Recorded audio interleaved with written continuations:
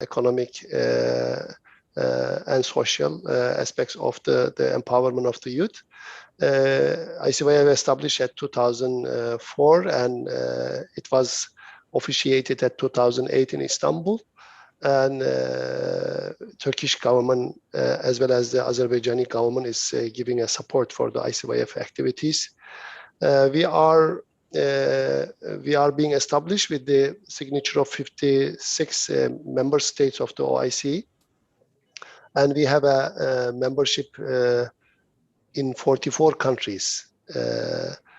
Young Business Hub is the economic empowerment unit of the ICYF. We are mainly focusing on the startup ecosystem, startup empowerment, startup training, as well as we are conducting investment summits every year.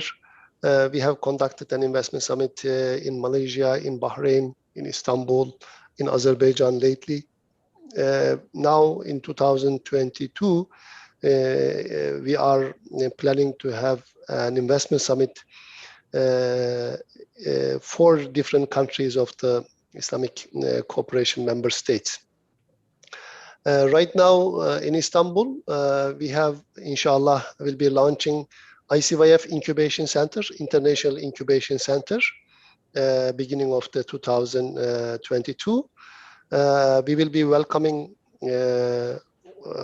foreign startups in our incubation center. We are trying to make Istanbul as a heart of the startup ecosystem, inshallah.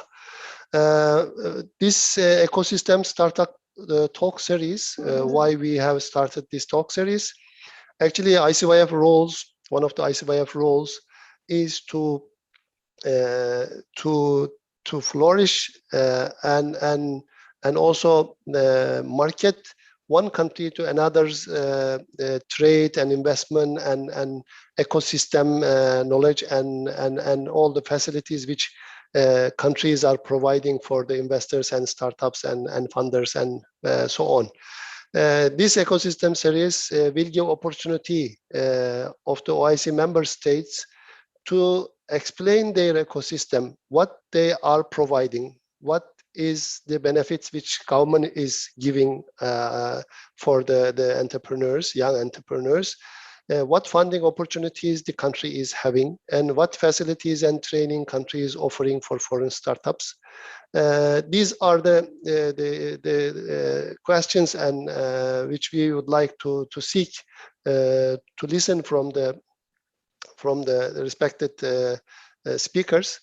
We would like to know today more about Pakistan's startup ecosystem, what Pakistan offers, what Pakistan has, why Pakistani startups are becoming so, how to say, attractive these days, and what is happening, what is going on in Pakistan. This is what we are going to listen from with moderation of Mr. Arzish. And Ms. Shiab here, and hope Mr. Salal will be joining us as well afterwards. That's all from my side. Arzish, the mic is yours now. Thank you so much. First of all, thank you so much. It's such an honor to be here. Since I've previously introduced myself, I'll just request Shihab to introduce her, and Salal will join us in like 10 minutes. He had a flight that went late.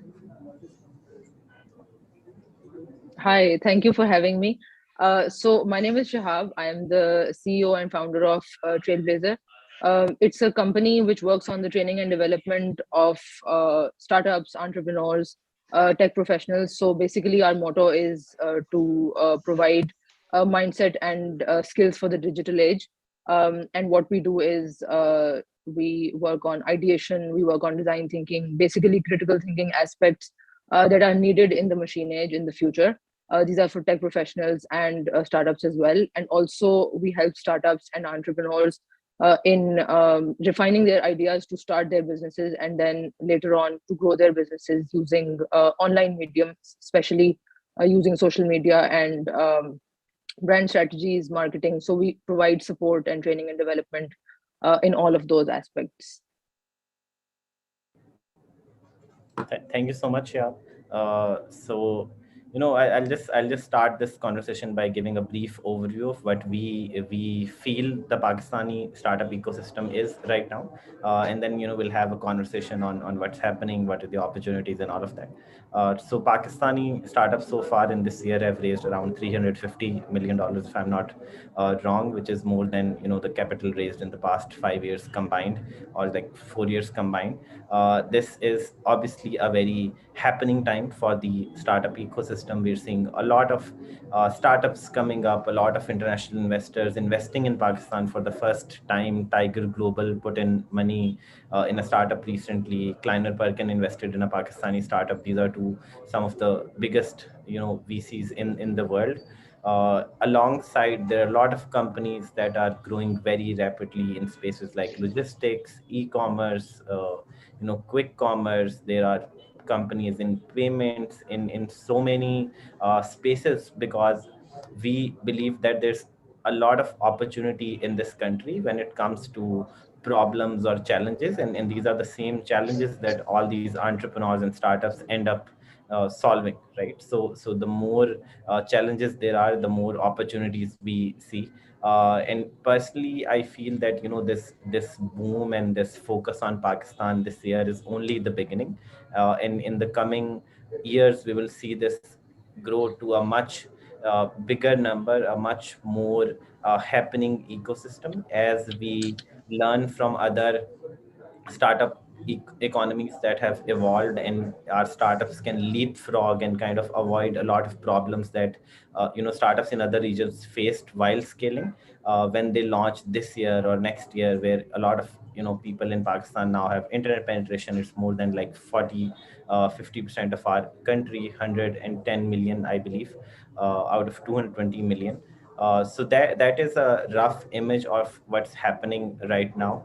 I will start off by kind of asking the first question from Shihab, since she's been a part of the startup ecosystem for a very long time and has seen the hype and the ecosystem before the hype as well.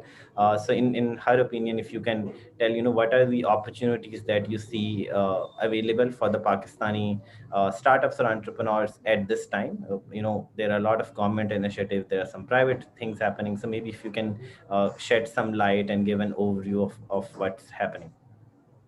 Absolutely. So around, I think 3 years ago, around 5 years ago, startups used to be a very unusual kind of a thing. There weren't a lot of people in startups or becoming entrepreneurs, and at that time, there were only a few organizations which were actually working on startups. But I've seen, because I've worked as a trainer in more than 15 cities of Pakistan, from rural areas to urban areas. But one thing that I've noticed over the last 2 years is that everybody wants to become an entrepreneur, right? So I think that number one, just at that awareness level where people are considering it a possibility in Pakistan, whether it's somebody from a rural area, whether it's somebody from an urban area, obviously they're looking at different problems in different ways of how they can solve those problems. Um, but the incredible thing that's happening is that people now want to become entrepreneurs as opposed to like doing a 9 to 5 job or contemplating that. So I think that and a large part of the credit for this goes to all the organizations and the government as well, which has been working on entrepreneurship very actively for the last 3 4 years. Another thing that has happened is that, like we said in the beginning, that there is a lot of funding coming in, right? In 2 years ago, like less than 2 years ago, there was funding used to be a very rare thing, right? And right now we see that if the ideas are good, and if there is some traction in the startups that are working, there is money coming in. And the biggest validation, I think, for Pakistani startups at this point in time is that there is international funding coming in. More than the local funding, there's international funding coming in from some of the largest names, like Arzish said in the beginning. So I think that all of these things have multiplied, and alongside all of this, there have been a lot of donor agencies which have been working uh, with the government, with private organizations, with Pakistani NGOs on entrepreneurship very actively. And all of this has combined to sort of, increased education for about entrepreneurship for the people who want to become entrepreneurs. Because we see this as something that has just happened, but this was sort of in the working for the past many years. I would say that especially the use of technology for solving the problems of the people. Now we see that there are so many people. They're solving the same problems that were being solved before by businesses, right? But we see that there are so many edtech startups. We see fintechs. We see transportation and logistics, traveling, ticketing, e-commerce. Fintech, so everything is being transformed by technology, right? So that has created a lot of opportunity for people to sort of solve problems in a new way. And that is the biggest thing that is attracting investors, because technology can disrupt anything and at a scale that nothing else can, right? You take a problem, you solve it without using technology, your pace will be very slow. But if you use technology, you can do it fast, you can scale fast, you can have a bigger reach, right? So I think that is what has captured the interest of investors lately, especially during COVID, because internet adoption increased during that time when people were sitting at homes. They weren't going out, they were using the internet. So there's been a lot of increase in the number of people who are using the internet to um, get daily life things, right? That they were things that they were going out for before. Now they've realized that they can use technology to sort of do the same things at home. So it's provided a lot of ease, I would say. So all of these are a lot of variables, of very complex variables, I would say, which has resulted in this amplified sort of an effect that we've been seeing, especially in the past year.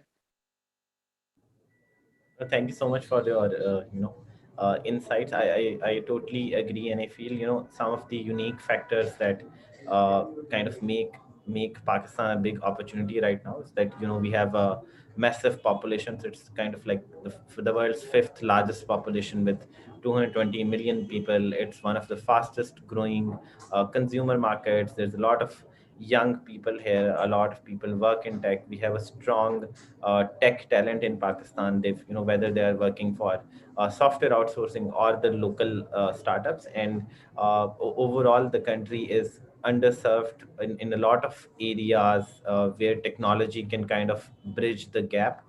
Many of the startups that are currently starting and scaling very fast in Pakistan are essentially digitalizing some of the core issues that the country faces, right? And again, that is where the opportunity is. And I feel a very unique thing that we have in Pakistan is a very young median age, right? Overall, 70% of the population is youth. There's a lot of young people who are, trying to build something, trying to do something, and a large English-speaking population as well. I believe it's the third largest English-speaking country in the world. So all these factors kind of contribute in making this a really good market. And finally, after COVID, because a lot of digitalization happened because of COVID, and a lot of these startups saw a lot of growth, rapid growth due to COVID. So that's where the investors probably started noticing this, and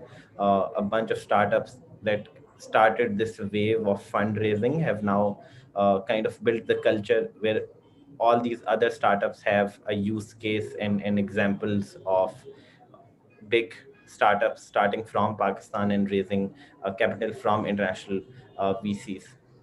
With this, I'll just throw my second question towards Shahab. Is that in your opinion, how does technology influence the development of the nation, but also the overall startup ecosystem of Pakistan? Uh, so I think that, like I said a little bit before, also, I think that technology has the power to solve things and look at things in a way that you wouldn't do otherwise, right? So, for example, if we take, like in Pakistan, some of the biggest problems are related to, because we have a bigger population, that is an amazing thing, because a bigger population gives you a lot of people whose needs are still unsolved and unmet, right?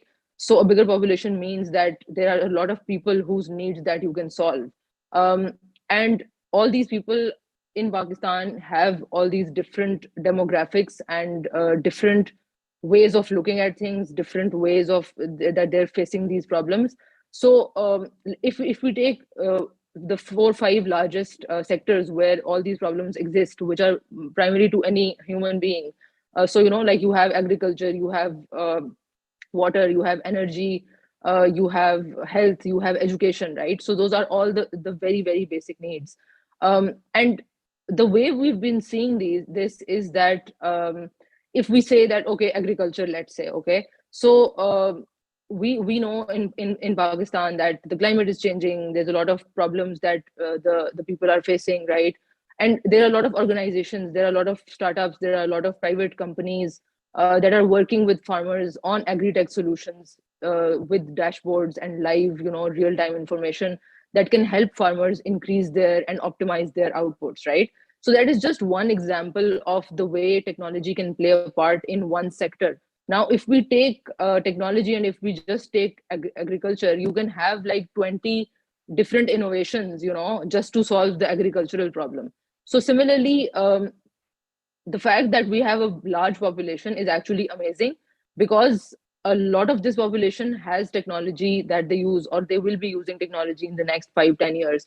And then there are people who are not probably using technology. So this is sort of the perfect time to increase the digital literacy also, I feel, because with technology and with a country like Pakistan, we have the Gen Z, which is at like 22 or around that age right now. But we also have the older population which is not literate in technology. So this gives an opportunity for all those people who want to go into like edtech or some educational or training related things, and start educating people in using technology, right? So when your people use technology, there's a bigger you get a bigger chunk to sort of then use that same technology to solve those problems. So I feel that with technology you can actually scale. If you've tested one region, you can apply, imitate that same formula on all the different regions as well that have the same sort of demographics. So with technology you have a lot of reach, and you have a lot of skill that you can achieve that you would be able to achieve very slowly otherwise. No, I absolutely agree. My next question was towards government policies, which are favorable for startups. So, given my current engagement as an advocate of the startup industry, I'll just take this question Yes. up. And I feel that because of this hype, and I wouldn't use the word hype, but more like a movement in the startup ecosystem of Pakistan, all these international VCs coming in, so much capital pouring in a country that has not seen something like this before. FDI is a big thing in Pakistan, and like startups coming up without virtually, I would say, any government support, and raising $350 million is noticeable, especially by the policymakers. And for the past 1-2 years, I feel all the leaders from the public sector have taken notice, are actively trying to engage with startups, engage with the ecosystem. There was an event that was organized by the Ministry of Science and Technology, our ministry, recently, to engage with VCs uh, from the ecosystem and kind of come up with a VC policy framework. There's a lot of other initiatives going on towards policy side. There's the Special Technology Zone Authority that was established, and it all revolves around kind of growing the knowledge economy. So I feel there is finally some serious action toward building policy for the startup and this knowledge economy. But we have a long way to go. Startups, and they require a specific kind of environment to flourish. Yes, entrepreneurs can build startups in essentially any kind of environment. They'll have challenges, but as policymakers, if we need more and more startups to come up and grow in the country, we need to create favorable environments. We need to essentially create an ecosystem, right? And that has been done by a lot of other countries. And the policy side of our country has finally started to take notice and kind of come up with plans to grow this. The STZ is one of these initiatives. The startup national startup policy by the Ministry of Science and Technology, which is under way, and a lot of other programs like the National Incubation Center from Ministry of IT. Ignite is doing a bunch of things. All of these are targeted towards kind of building a favorable environment for startups to grow. But still, I feel one area that we need to seriously address is the regulatory challenges that we face. A lot of the capital that is invested in Pakistani startups is essentially invested in hold cos, either in Delaware or Singapore or other countries, because it is not yet super easy for international investors to put money in a Pakistani entity and then take it out afterwards. So from the regulatory side, the SCCP and the State Bank and anyone who's relevant, there needs to be more favorable policies for international VCs to put money in a Pakistani entity, so that when a startup takes an exit or gets acquired, most of the impact is brought into the country. So far, I feel that is not a roadblock, but more like a hurdle. It's not affecting the growth of the startup ecosystem that much, but probably affecting the outcome that we can get as a country from this whole movement. And that is one of the things that we are actively pushing, and we will be pushing to have a more favorable regulatory environment for this whole ecosystem, whether those are local startups trying to do something or international investors trying to set up in Pakistan and invest in Pakistan more actively. But after this, I'll just give my next question to Shehab, which is more targeted towards the incubation centers in Pakistan. So, what do you think about the incubation centers that are available in Pakistan? If you can give an overview, and how can they help startups succeed by providing either mentorship, guidance, partnership support, or marketing support, and all of the other things, and even funding. Right. So, so we have different kinds of incubation centers in Pakistan. Primarily speaking, universities at the university level, we have a lot of business incubation centers. Some of the largest universities in Pakistan, in all kinds of areas, have those incubation centers, and they work with the university students, the startups. Then Ignite, which is under the Ministry of IT and Telecom. They started this initiative of having 5 incubation centers, one in the federal capital, Islamabad, and then 4 other incubation centers in the provincial capitals, Lahore, Karachi, Peshawar, and Quetta. And recently, they've sort of done an expansion plan as well, where they've gone into, I think, over 15 cities, and they've expanded all these incubation centers. So what happens is that all of them have a certain curriculum, which is usually around the business model canvas. So they teach you, if you want to start a business, whether you are a student, whether you are a professional, no matter what kind of a level you're at, if you want to start a business, you have an idea, you apply to the incubation center, and if your idea has merit at a basic level, you get selected, you get incubated into a cohort. You go through an incubation program of 6 to 8 months. Some of them are a year long, depending on their curriculum. But entrepreneurs go through a curriculum, and they learn everything from the basic concepts of building a business to the mentorship and the networking with the right kind of stakeholders, the exposure, pitch trainings. So all of these are different modules that sort of get taught. So any person, this is ideal actually for any person who is not from a business background. For those people who've had a business background, it's relatively easier concept wise and plan of action wise to build a startup. But for people who are not from a business background, this is the perfect platform to sort of launch your idea. Then another thing that's there is that depending on the level of your startup. So if some of the incubation centers are ideal for people who are at the idea stage and they want to build a business and take it forward. Then if you are at a stage where you've launched your business, but now you need acceleration, you need growth, you need the right investor connections, you need all the right sort of help to grow your business beyond the level where you're at. So there are the acceleration model incubation centers where there's an acceleration based curriculum, and they do events and everything uh, in the same way. So depending on, I would say that depending on what's needed by a startup, there are the incubation centers. They offer online programs, they offer offline programs. Since after COVID, the online programs are also there.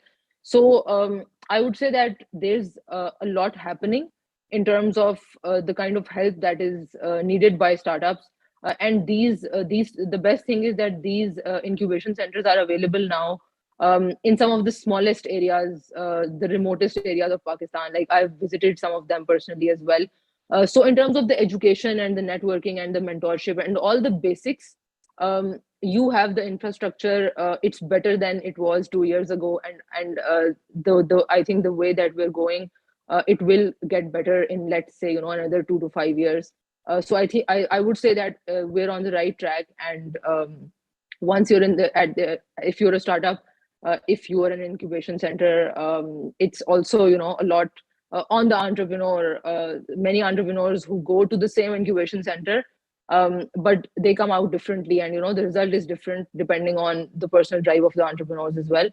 So I think that in addition to the support, the mindset and the hard work that the entrepreneurs put in also matters a lot in this equation.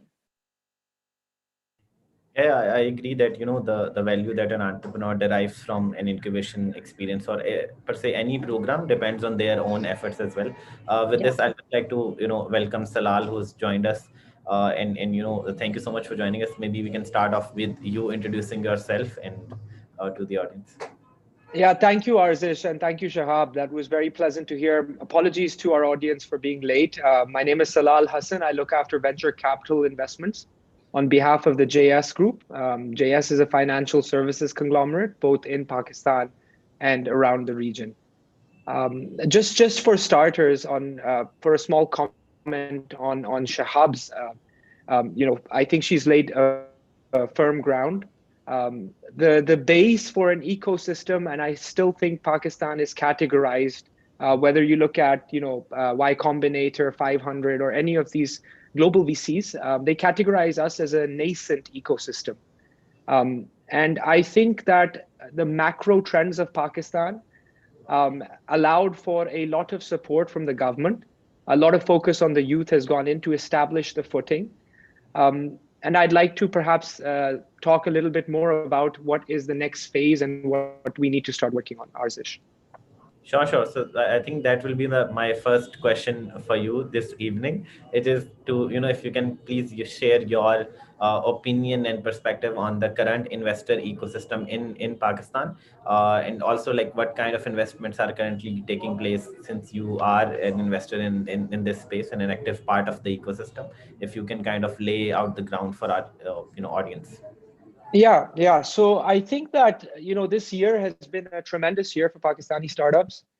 We've had $300 million in capital, around between 80 to 90 unique transactions. You can take it up to 100 if we start looking at the undisclosed transactions that have taken place.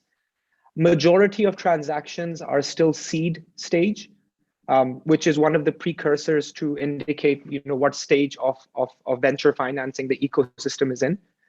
So majority of our companies are very early stage companies, but that indicates a positive sign in terms of what the incubation model has done is there's more and more startup formation happening, which is pivotal, because we need to have companies being incorporated and people with new ideas having the ability and the necessary, whether that is a framework, whether that is an ease to be able to incorporate, or the hand-holding needed which is all facilitated via this incubation base that we have very strong now across the 4 provinces.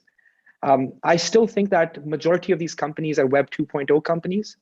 By Web 2.0, I mean companies that are using existing infrastructure and putting a layer on top of it. So we're talking e-commerce, right? We're talking e-commerce based on Magento is a good example of Web 2.0. Or for example, fintech based on OneLink, which is another enabler, which is a local enabler. And now we have Rast coming in from where Rast has come in now. So Rast is another way of allowing for APIs and integrations for numerous fintechs. But Rast will perhaps enhance the kind of startups that we can see in the fintech ecosystem. I think the next stage is Web 3.0. We do see entrepreneurs focusing on that as well.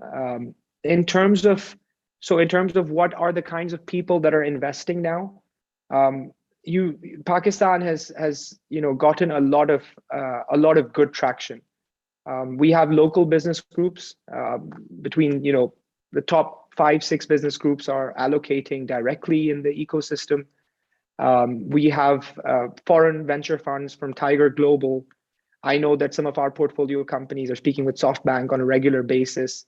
The transaction sizes are too small for the bigger funds like Sequoia or like SoftBank. But definitely now we can see that interest being present. Oh, perfect. Thank you so much for sharing the insights. There are a couple of questions from the audience that I'll just quickly address. Someone is asking why Pakistani big successful businessmen do not come forward to fund these startups. I believe JS Group is one of the big business groups in Pakistan. There's Fatma Group. There's I believe the Lexan Group has Lexan Investment Venture Capital. So those are some of the people, and a lot of other are silent investors in companies. What's the policy for Afghan refugees to start business? As per my knowledge, I think whatever a Pakistani citizen can do as an Afghan refugee, you can also start a business here. I may be wrong on this. I'm not a legal expert, but we can also post an update to this afterwards as well. I believe we have one question from Semi. Okay. Oh yeah, so this is a fun question. Maybe both of you can add on to this. So what opportunities are there for startups from other OIC states, since this is we're doing this as part of the OIC Youth Forum, to come to Pakistan and set up their startups in Pakistan, and yeah, so these foreign startups can also come. As per my knowledge, Civil, which is an Egyptian company, has a big presence in Pakistan. They have a huge engineering team, and they also are in Pakistan as a market as well. I'm not sure which other OIC state startups are here, but maybe Salal and Shahab, you can add on to this point. Sure. So in terms of startups from across the OIC, we saw an exit very early on for a company that was called the Frontier Car Group at the holding level, incorporated in Germany. In Pakistan, known as Cars First. I believe they were in Saudi Arabia and in Turkey as well. And they have done successfully to exit to Naspers. So that's a good base. Why is it important for someone who is, say, incorporating in the UAE to also look at Pakistan? There's a lot of, you can say, there's a lot of business model that is, that can be used in a similar manner that is easily transferable from OIC markets to Pakistan. Not in terms of consumer spend, but in terms of the level of how people receive technology is very similar. We still see a high focus on, for example, e-commerce in terms of, or for that matter, mobility companies. You gave the example of Swivel, and similarly, I think companies, Pakistani companies like Zameen.com have also gone cross-border into other OIC markets. So what we see in our portfolio companies is that it's a necessity, especially if you're looking to go into raising from larger funds. Without that, the addressable market remains very small. So, when you're talking about, say, for example, the UAE, it's not that big. It's a 4 or 5 million person economy, but there's a lot of people that are expats from these markets. So perhaps you can also leverage those people and that mobility across borders to create a product which can be used in both markets. Sure. Sure. Over to you. Absolutely. So I would, just building up on what Salah said, that basically how this works is that you identify, because you're always solving a need, solving a problem when you are working on a startup, right? So mostly people whose demographics are similar, the age groups are similar in a country, the tech adoption is similar, internet penetration is similar. So they have the similar patterns of solving a particular need, right? So, for example, Airlift went into South Africa. That's not an OIC country, but just as an example, just as an addressable market, right? So, I think any OIC country that wants to sort of scale an existing idea that they're working on can take advantage of the fifth largest population in Pakistan that we are, right? So we provide like a pretty huge opportunity in terms of expansion and scale. And Swivel, like Azish said, that they did the same thing. So I think it's just about sort of recognizing the patterns and recognizing the needs, and how actually if something is working in one country, and if the demographics and if the behaviors of the population are similar, then that model would work if imitated in another country as well, no matter what the country is. Yeah, very, very good points. I think there's just to add on to this point, if you can shed light on why investors from other regions are investing in Pakistan or should be investing in Pakistan. I believe, like, we have a lot of initiatives, the Belt and Road initiative China is doing. So Pakistan is a great market that we started off this call that way. But from an investor point of view, why do you think Pakistan is an important market? So I think this question is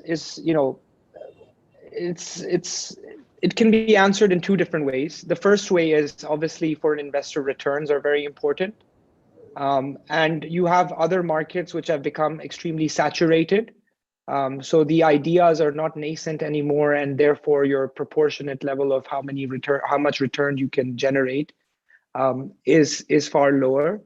I also feel like Pakistan is a market with forgetting the positive macro trends, the digital penetration, the increase, the young population, etc. It's also a market which requires a lot of institutional voids. Like there is some basic needs which are not fulfilled, which technology can really easily bridge.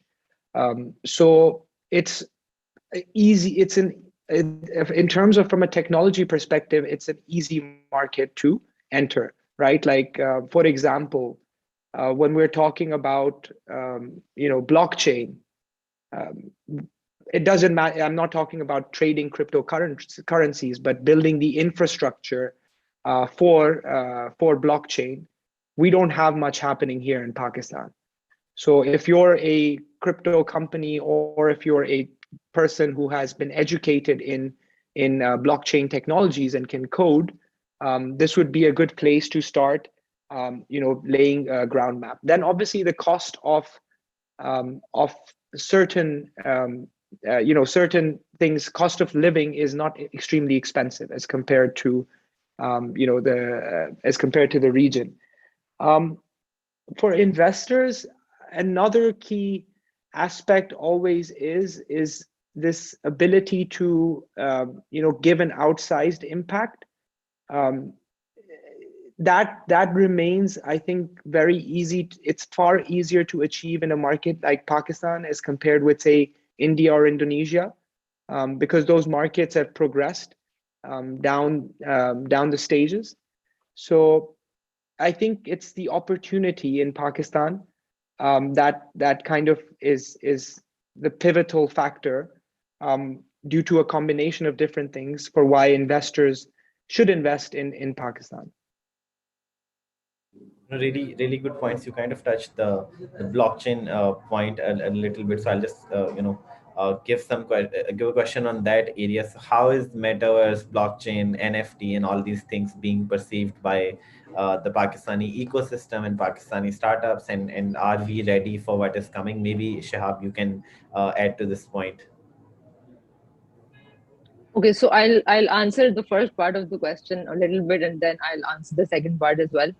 So there's this concept of the investor startup VC flywheel, right? So we now see that that has started to like actually really turn in Pakistan, because we have a lot of good tech talent available in Pakistan, and some of the best tech companies worldwide actually outsource their tech work to Pakistanis, right? So what that has done is that we have good quality founders and startups coming out of Pakistan. A lot of like ex-Kareem people have founded these companies, and they've been able to pick up investment very quickly, right? Because of the quality of the work that they've done. So the first is, I think, the quality of the founders, and then we have um, the internet penetration and the supporting aspects of that, right? So when there is tech adoption and you are working on a tech startup, that automatically gives you a larger market to sell your product to, who is in a position to buy your product. So we see that happening as well. And because of the internet penetration rising, and because of the sort of middle income group rising, right? The ability to spend is increasing. So that paints a very good picture for the next 5 to 10 years for Pakistan when it comes to investment. And just as validation, once one or two international VCs or investors invest in a country, that is validation for that market, right? And then obviously they have their own networks internationally. So I think that has done a lot for Pakistan in the past 2 years, that people have started talking about the country and the founders, and that just the conversation has sort of become different than what it used to be a few years ago. When you say about what you said about the NFTs and blockchain and all, I think that for all these things related to digital assets, I believe that we need a lot of policy making in support of these things, because I have now recently started, especially with NFTs. There are a lot of artists in Pakistan and people who are working in the creative economy, who've now started selling their work, online, and they have these NFTs. So and I've even overheard a few two conversations at a coffee place, random people, young people talking about having NFTs, right? So this is very interesting to listen to all these conversations about NFTs and all the excitement that's there. But I think the roadblock for this particular thing is the policy part, that there isn't a lot of clarity of how you can go about it, whether you would get banned, whether your account would get banned, what would be the consequences of doing something like this. So I think that awareness, number one, and I think that that policy making in this area can help us a lot. Yeah, Shahab, you touched on some very good points there. We're the fourth largest, freelancer market globally. We're in the top 5 growing cryptocurrency markets. In fact, recently, I don't know, Arzish, if you're aware, but this P2P trading was trading at 12.5% on the USDT. So you could get cryptocurrency sitting here in Lahore on cash, which was really strange, but at 12.5%, and people were still paying and buying, Bitcoin and the other cryptocurrencies. So you're right. With all of this, in terms of appetite exists, this also shows that our founders know how to code, and they're developing the skill set to leverage new technologies. I think artificial intelligence, or being able to write algorithms, is something that now our founders can do. Blockchain, the ones that can do are limited because of regulation, to come at the forefront and present themselves. And unless our governments facilitate a fair use policy or create a mechanism, like in other markets such as Indonesia, and we have, I think what we must also understand is we have different issues from the regulatory point of view. So capital controls and capital flows remains a big problem in Pakistan, money coming in and money going out of the country. But if we do not, again, bring in the policy frameworks, then what we will do is that the people that are specialized in that industry will eventually leave this country, right? So we may see those people then going to other markets, because I think we all can agree that that talent exists. But we must, facilitate that. So for us ourselves, we are, big promoters of emerging technologies, and we are very actively, trying to engage with all these different types of founders and help them, whether that is with the bank. So prior to certain regulations coming in for fintechs, we were allowing people to white label our branchless banking license. And I think that when the regulator gives us a positive sign or signal, I think we at JS will try our best to work on blockchain, NFTs, and AI. I think we're already working on. Yeah, I'll agree to the 2 points that were raised here. One is, that we have really good human capital in Pakistan, whether those are, software engineers, freelancers, even startup founders. But, essentially Pakistani engineers power some of the world's biggest companies, whether that's Amazon, Apple, Facebook, whether, they're sitting inside Pakistan or outside Pakistan, but even companies like Swivel, Quixel, FireEye, Keep Trucking, even Udemy, they have really big teams in Pakistan. And, obviously Kareem is a company of the region that primarily had its engineering team and still does in Pakistan, I believe. But yeah, the blockchain, NFT, and the crypto space, I believe from a policy point of view, the concern is, movement of money outside Pakistan because of foreign reserves and all of those things. But the public is really well aware about these things. And, at a lot of coffee places, we also listen to conversations of people thinking about, buying this coin and that coin, and they are forced to use P2P at, even a 12% extra charge or whatever. But I feel this should be that there needs to be a policy framework to make sure that the investment of the public is safe, while at the same time making the most of this opportunity for the country as well, right? Because right now, whatever is happening, it's not happening on the radar, and a lot of countries have made policies or are making policies for this space. But hopefully soon we'll hear some good news from our side as well to kind of make policy around this space.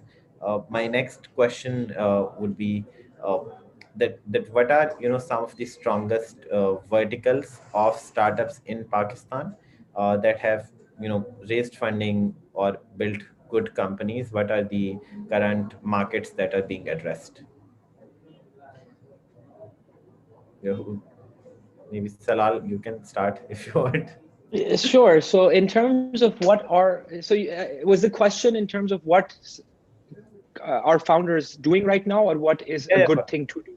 Okay, so what they're doing is there's grocery thing is blown out of proportion now, right? So there's so many grocery startups, quick commerce essentially, that are saturating the market, and I think there will be a lot of consolidation.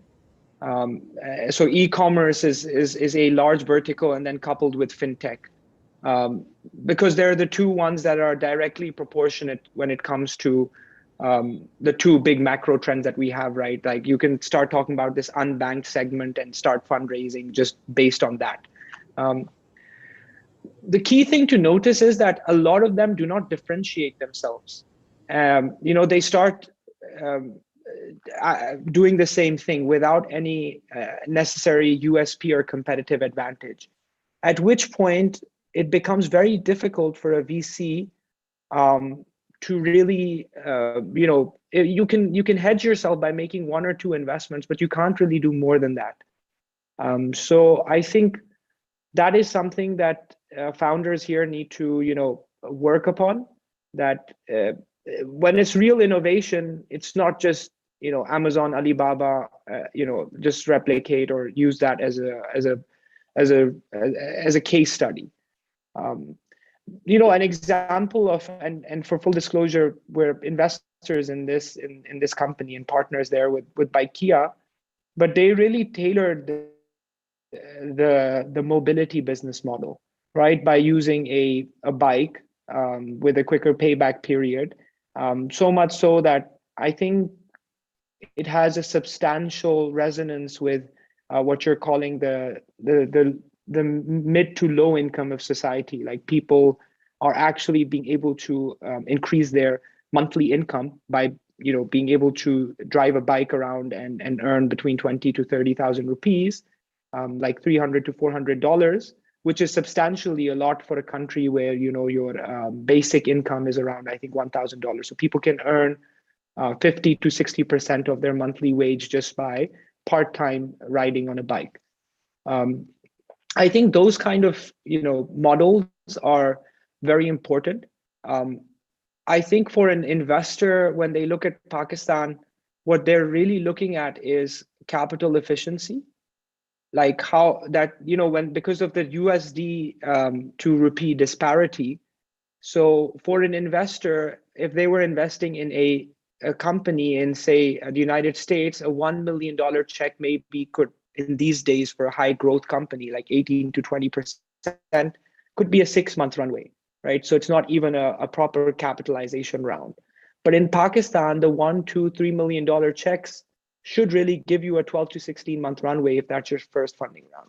So, and I think founders need to also understand that, right? This high burn model and traction play is not sustainable, because you need to think about what is your exit at the end of your play. And exits can only come of two forms, which are either via listing or via M&A, right? And if you are trying to raise at a 10x or a multiple of your run rate, and you're planning to go for a listing without making a profit, where the public equity markets trade at 5x, that's not going to be possible, right? You're going to go to the public markets and you're going to get into difficult times because people are not going to understand the business model. If it's via M&A, then via M&A, what's very important is they will compare you to your other startups in the same vertical.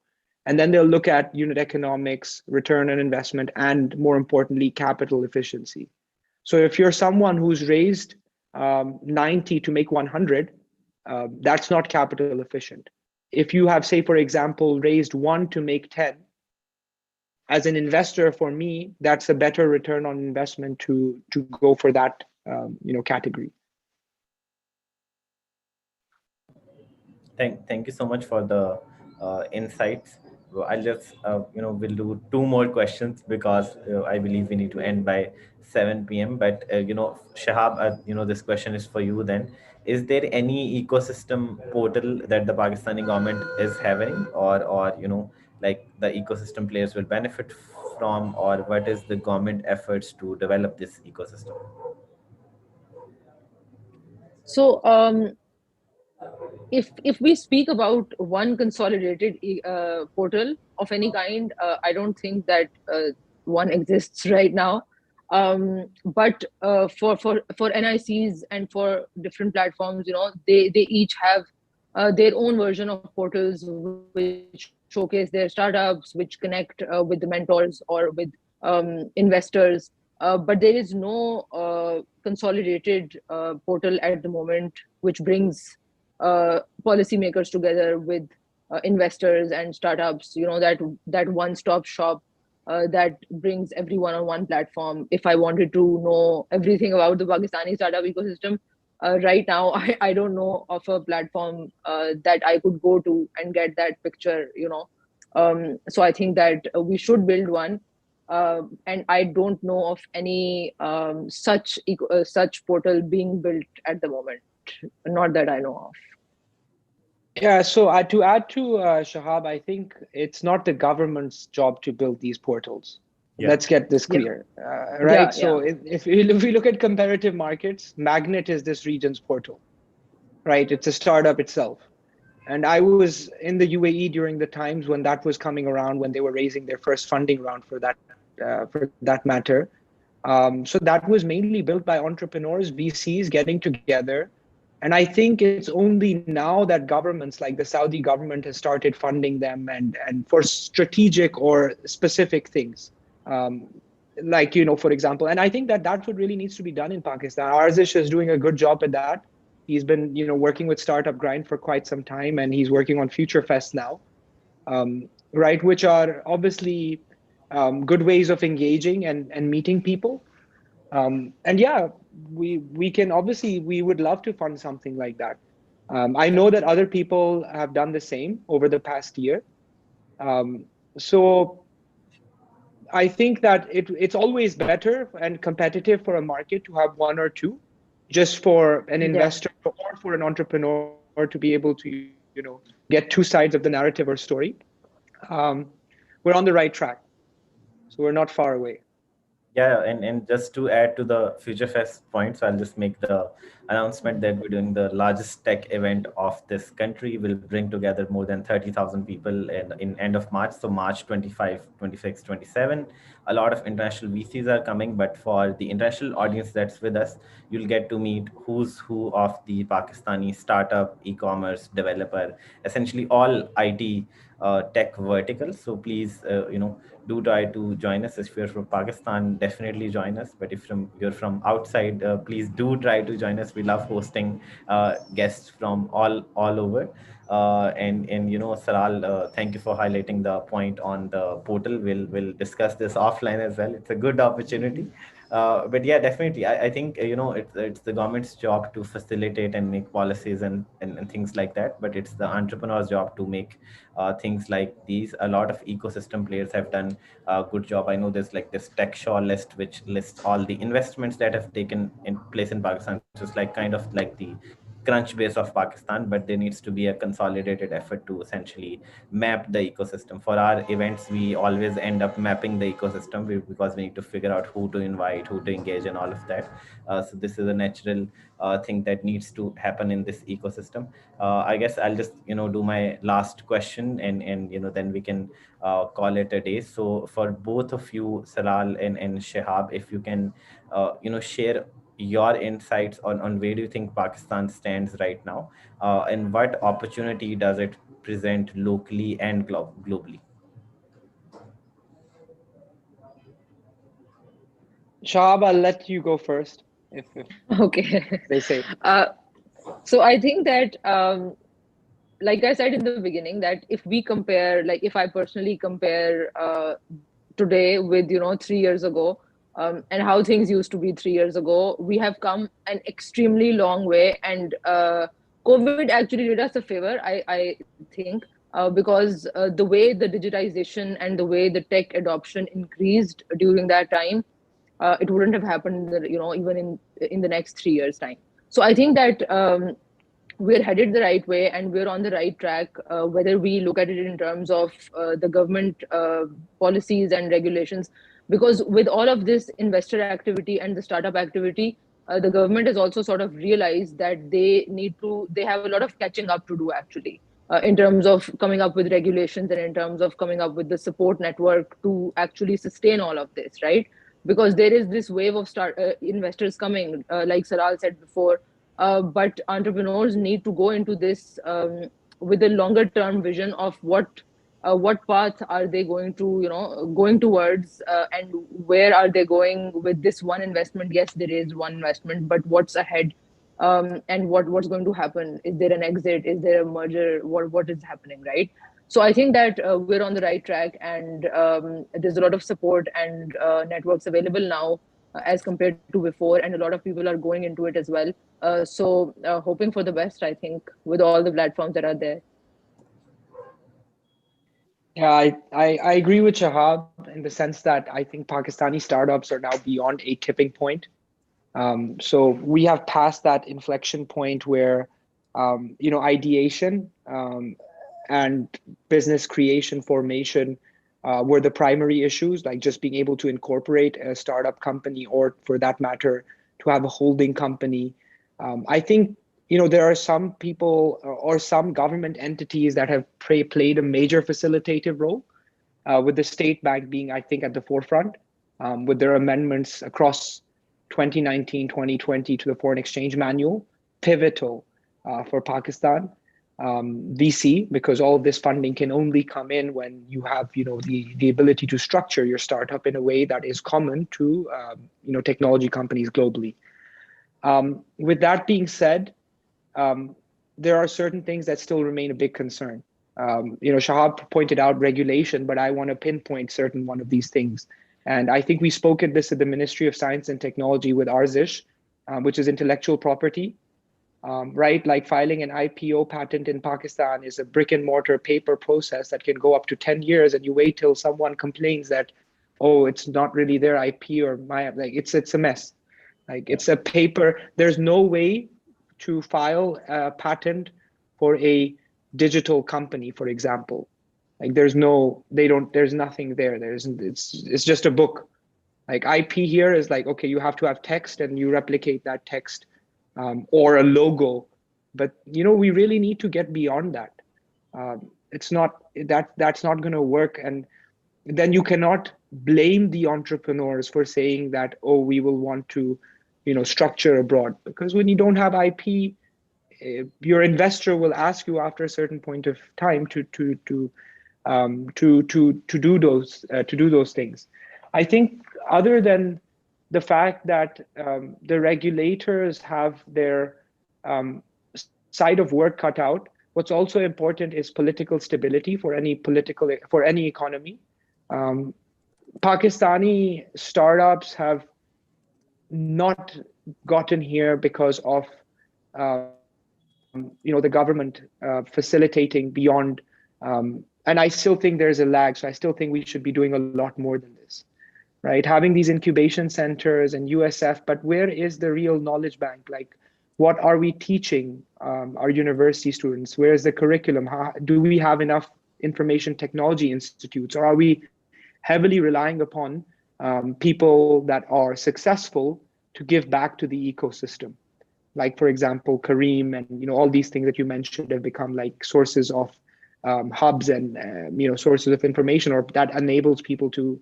That ex-Kareem tag goes to other, to be able to become a successful entrepreneur.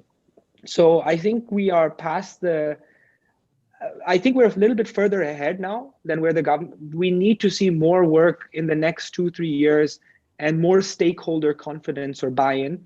That doesn't come just from announcements or tweeting, but actually making amendments to the regulation, right? So we need to keep raising our voices at all forms of government. We need to have penetration in, because we're a democratic society at the end of the day. So it has to come from parliament.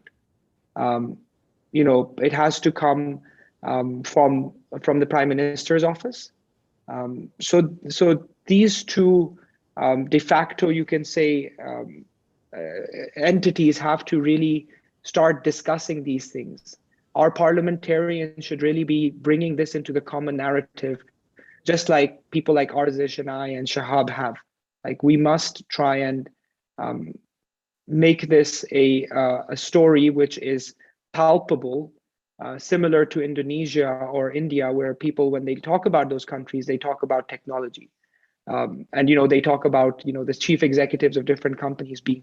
So what is funny to see is when you visit Silicon Valley, that there's so many tech entrepreneurs from Pakistan that are doing so well, and some of them do give back to Pakistan as well.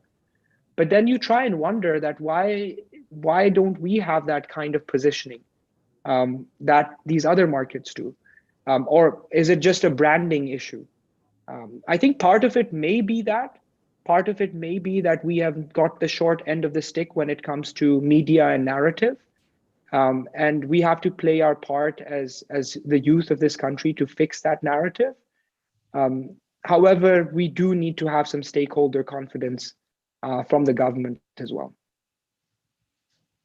Perfect. No, thank you so much, Shahab and Salal, for the wonderful conversation today. I totally agree with most of the points that we've discussed in this conversation. And yes, the push needs to come from the public, and then the public servants essentially will take this up and essentially make good policies that create a fostering ecosystem. Again, entrepreneurs end up building companies in the worst of situations, but the goal should be to create a favorable environment and ecosystem that encourages this behavior. There are a lot of other cities and countries that have done this, that have become a startup nation or a tech country, like our neighbors, and we can definitely do it. The public or all these entrepreneurs have been doing phenomenal on their own, but I feel with just a little bit extra support and push and favorable policies, we could make this a much bigger movement than it is right now, and that could be epic. So again, thank you so much for your time, and thanks to the amazing audience that has joined us today. Thank you, everyone. Thank you, Arzish. Thank Thank you to you. the OIC. Thank you. Thank you, everyone. Thank you.